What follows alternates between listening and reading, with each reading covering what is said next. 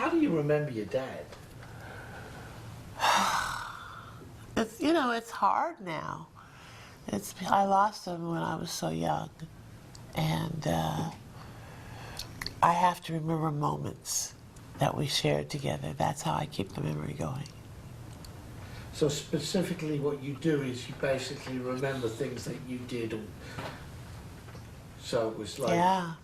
individual moments. Yeah, you know, like, oh, driving in his sports car, which he loved, his Jaguar, and or watching boxing with him, or going to the baseball game, learning how to score.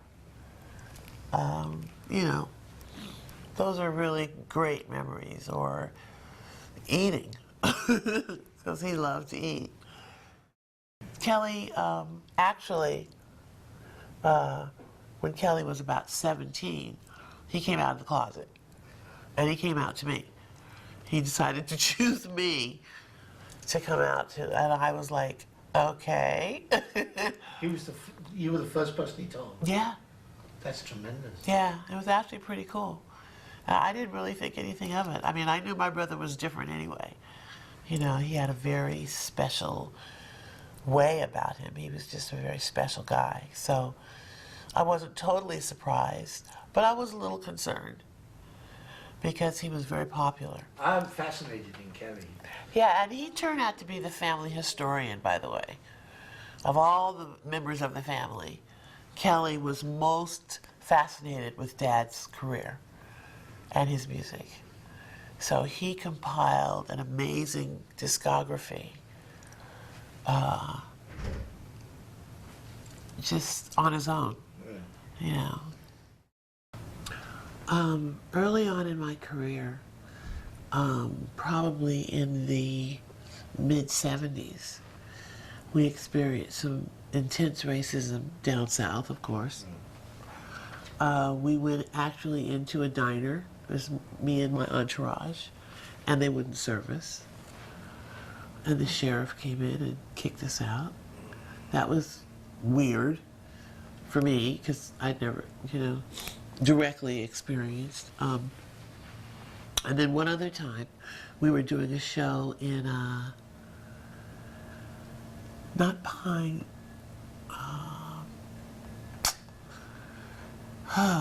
I forget now where it was, but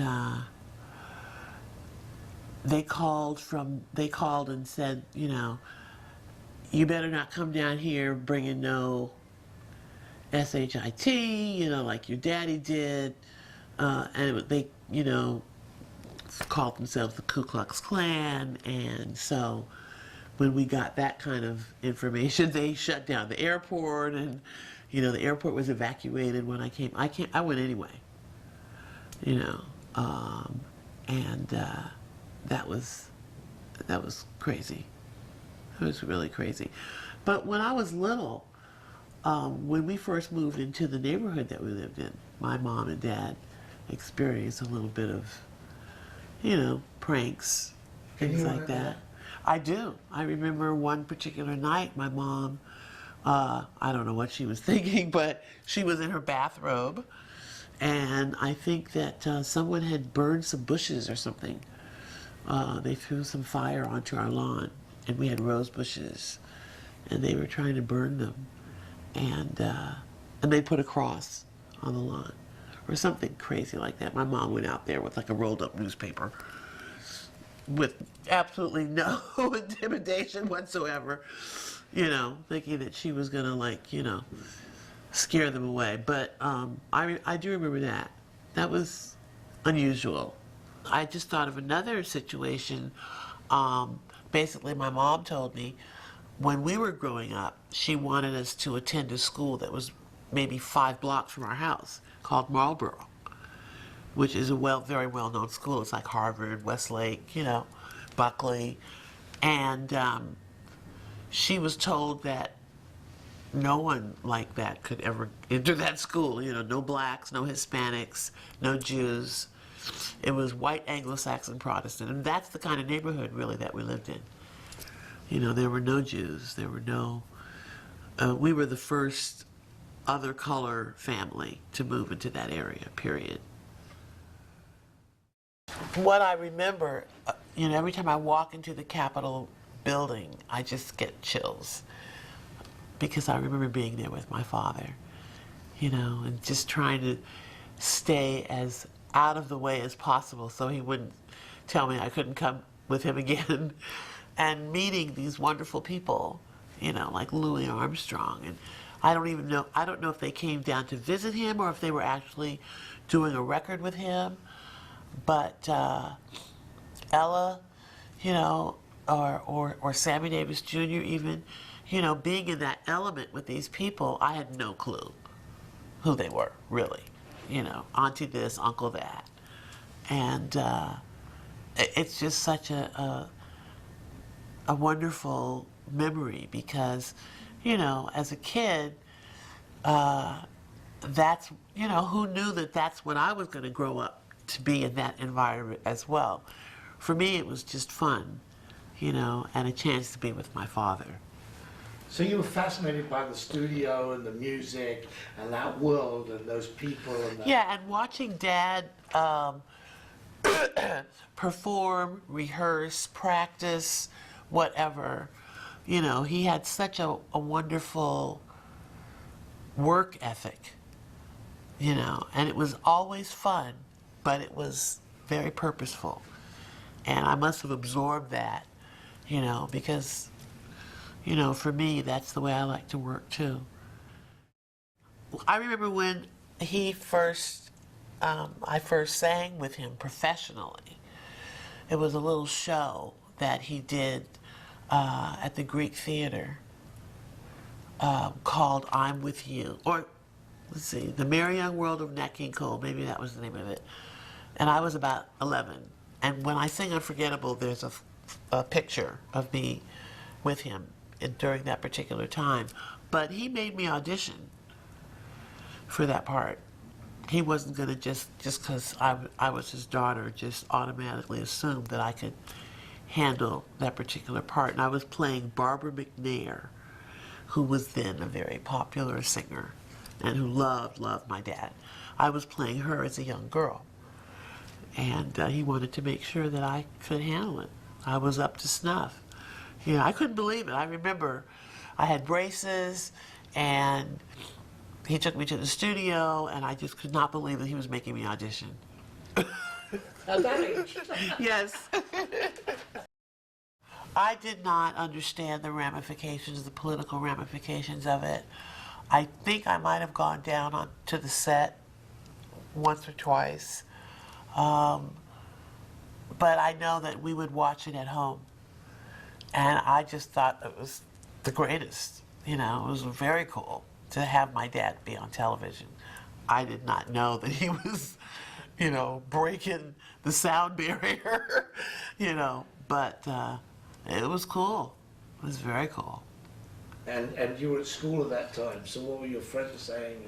I don't remember my friends making they probably did make a big fuss over me, and I probably got away with even being in certain circles because of who my dad was, which also will contribute to a great insecurity as you grow up, those self-esteem issues. But I think that probably I was treated differently, period, whether Dad had a TV show or not, but just because of who I was, who my father was.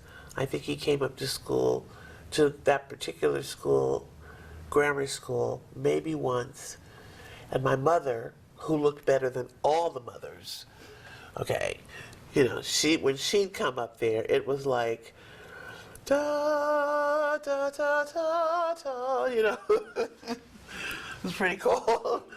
But, we were just different. We were like, someone called us the Black Kennedys at one time, and I guess that would be kind of accurate. Well, it hasn't been that long since she's been gone, and I miss her still.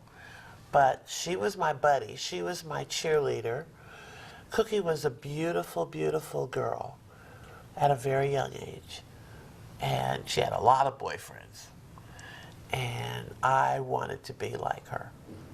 You know, she was pretty, and she was a lady, and she just knew how to work those guys, boy. And she got in a lot of trouble because of it. You know, she was just very magnetic when she was, you know, a teenager. And I remember also when she was, we were a part of a thing called Cotillion, and President Kennedy came as a favor to my dad to the Ambassador Hotel in Los Angeles and showed up at her ball. And there's a picture of her dancing with him, you know, and I just could not believe that I could not be there, you know, but I just thought that was a very neat thing on everybody's part, on my dad's part, on President Kennedy's part, the fact that he would come, you know, to see my sister, and she was beautiful, and it was just that was a very extraordinary night. That was pretty cool. When your dad died, was she a great support to you, or were you a great support to her? Oh yeah, we held each other up, no question. I mean, we literally clung to each other for a while. I was in boarding school at the time that it happened, and then I was home for probably, at the most, 2 to 3 weeks, and I really wanted to stay home.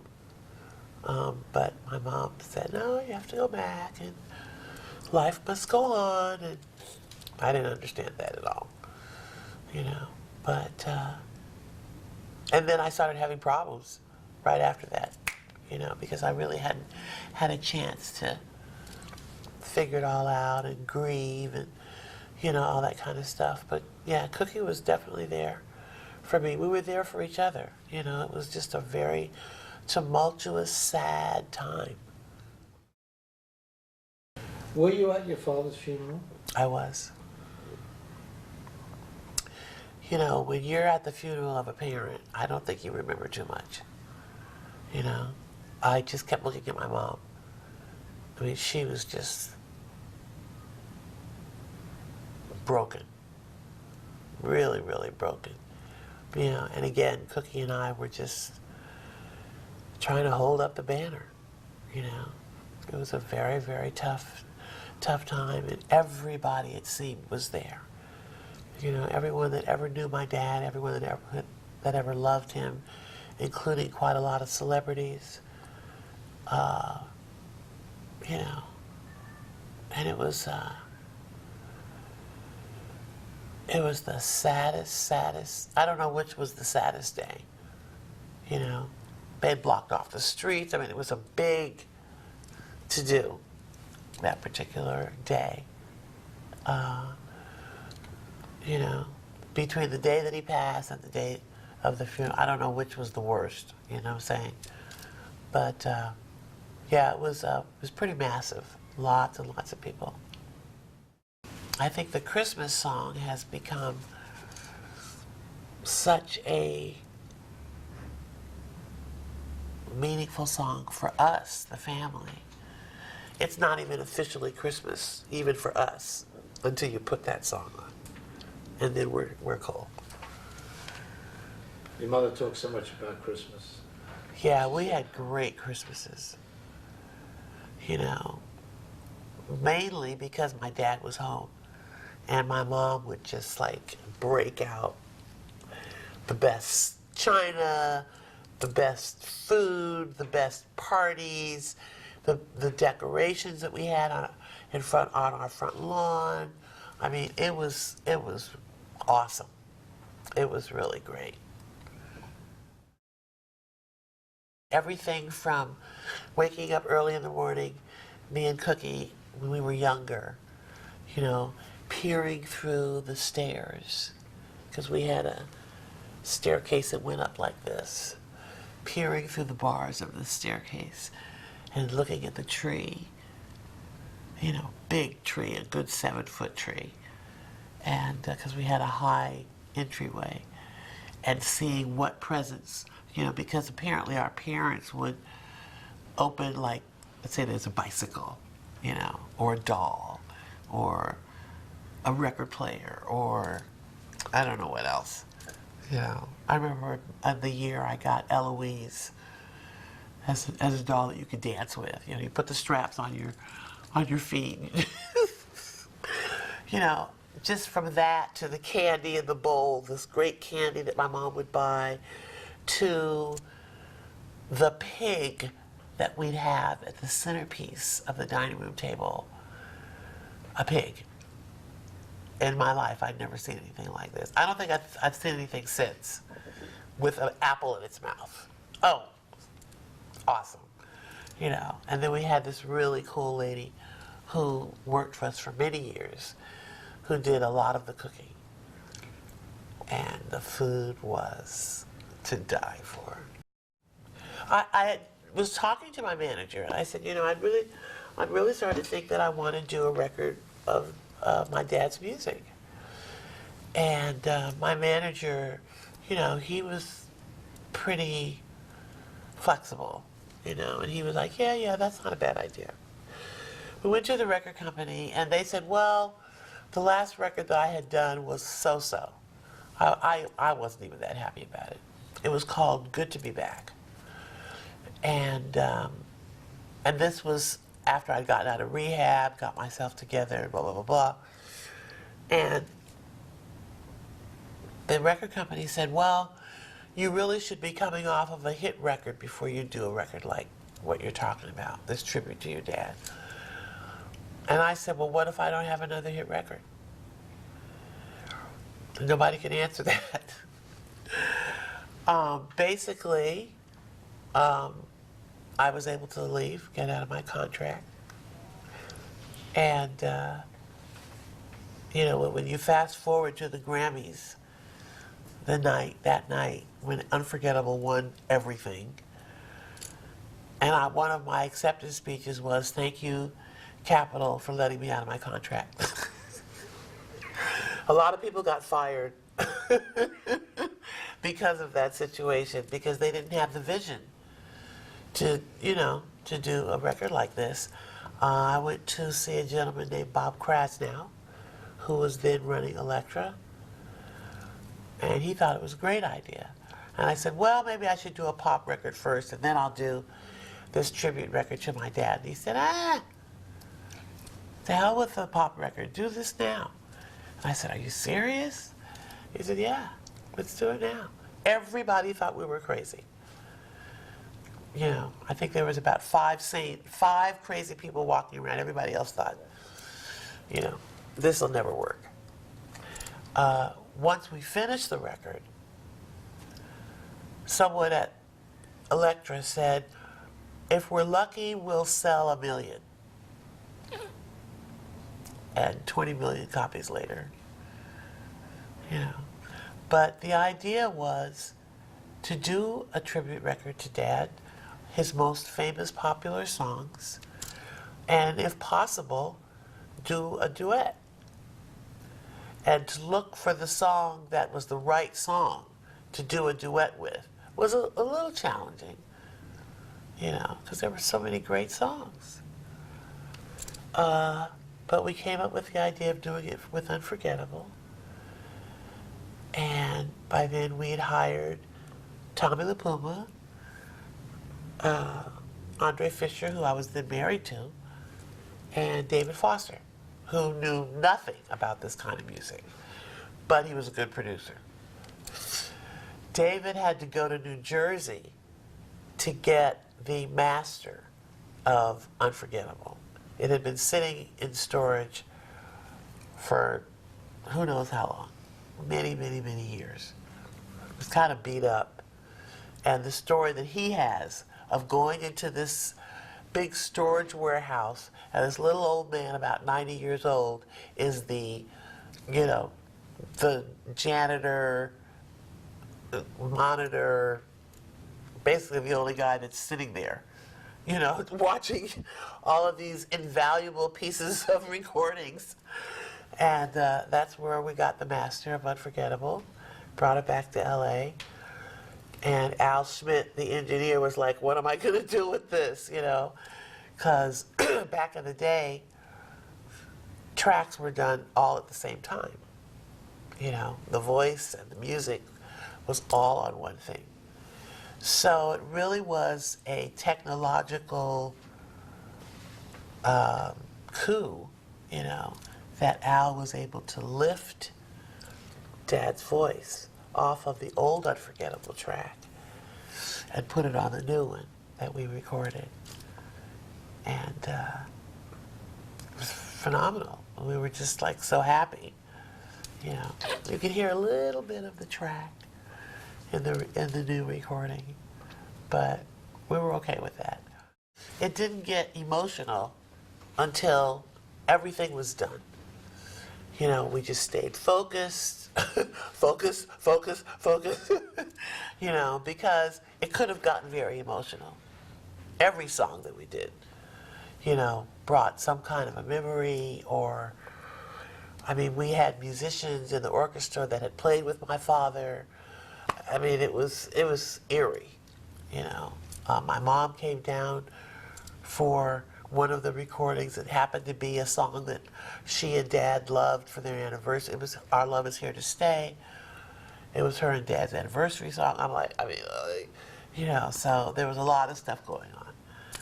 And it didn't get emotional. We didn't allow it to get emotional until we were through with all 22 songs. And we sat down, myself, my manager, Tommy, Andre, David Foster, Bob Krasnow, a couple more people from the record company, maybe about 10 of us in this room, and we listened to the record from top to bottom. And by the time it was done, we were a mess. The men were boohooing more than the women. It was just, you know, ridiculous. And as far as we were concerned, we'd done a great job, and now it was up to the public. We hope they love it as much as we do. And that was all we could do. Well,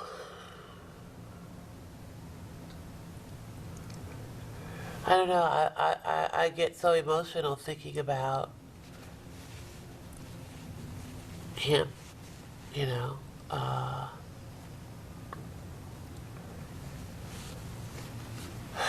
He was truly a pioneer in his craft. There was no one like him. I don't even think he knew sometimes how good he was.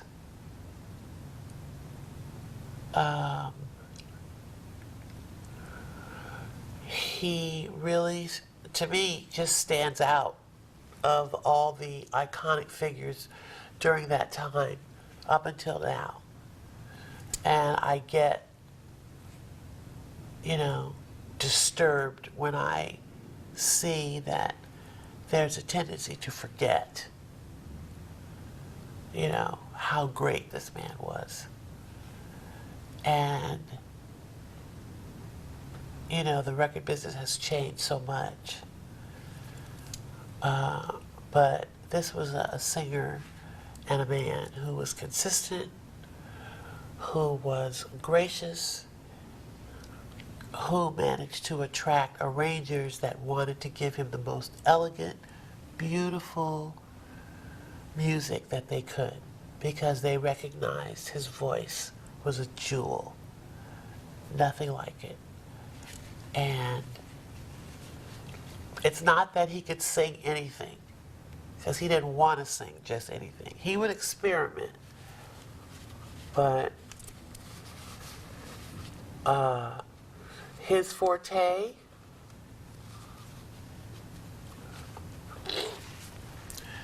Dad's forte was the ballads. He could kill a ballad, just kill it. And I think what made him also unique, and people would say this, his fans would say this, that they felt like he was singing right to them. And he had a unique way of presenting his music to his fans, to his audience. And it was just all very natural. This is not a man who was educated, taught himself how to play the piano. Oscar Peterson hated him, loved him, but hated him because he could not figure out how Dad could play the way that he did. Everyone from, the great piano players of time said the same thing about Dad, because he was a musician first. And I think that's one of the reasons why he was such a good singer, why he ended up being such a good singer. But during that time, he really stood out. To this day, he is still iconic. And, there should be more about him out here, because he really did stand on his own.